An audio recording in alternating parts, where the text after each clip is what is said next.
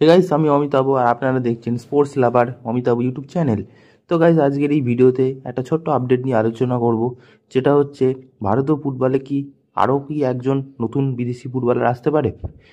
তো সেটা নিয়ে একটা প্রশ্ন তো হচ্ছেই, এমনকি একটা বড় রিউমার্স উঠে এসেছে এই মুহূর্তে, যেটা হলো তোমরা অনেকেই যত খেয়াল করেছো ইন্ডিয়ান ফুটবল টিমে একটা পোস্ট ছিল, না ইন্ডিয়ান ফুটবল টিমের না, রায়ান উইলিয়ামসের পোস্ট ছিল, যেখানে রায়ান উইলিয়ামস ইন্ডিয়ান ফুটবল টিমে জার্সি পরে দাঁড়িয়েছিলেন। তো সেই পোস্টের তলায় ইয়ান ধান্দা কিন্তু কমেন্ট করেছে ইয়েস ব্রো।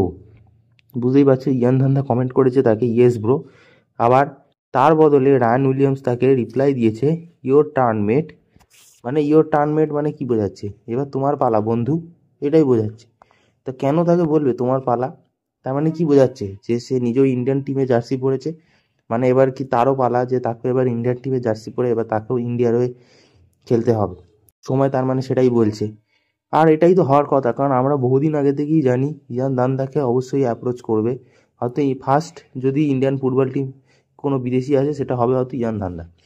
বহু বছর আগে ইয়ান ধান্দা একটা পডকাস্টেও বলেছিল যে তার ইন্ডিয়ার ফুটবল টিমে খেলারও ইচ্ছে আছে, এমনকি তার বায়োতেও সবসময় ইন্ডিয়ার একটা ফ্ল্যাগ থাকতো। এমনকি ইন্ডিয়ার দেশের প্রতি তার একটা টান বা ভালোবাসা আছে, সেটা কোথাও না কোথাও সবসময় তাকে দেখে বোঝা যেত। তো সেটাই প্রথমে মনে হচ্ছিল যে যদি কেউ আসে প্রথম, সেটা হয়তো ইয়ান দান্দাই হবে। তো যাই হোক, রায়ান উইলিয়ামস এসছে এবং আরও একজন নেপালি ফুটবলার এসেছিল।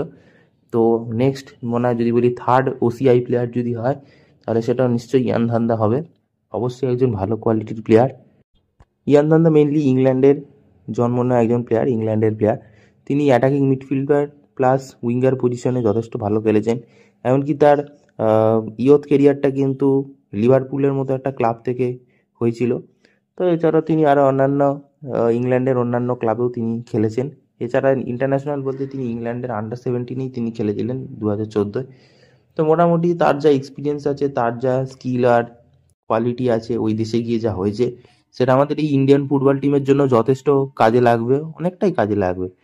তো অবশ্যই বলবো যে এই প্লেয়ারটিকে যদি আনা হয়, তাহলে কিন্তু অবশ্যই আরও একটা দিক দিয়ে ইন্ডিয়ার ফুটবল টিম কিন্তু ডেভেলপ হবে।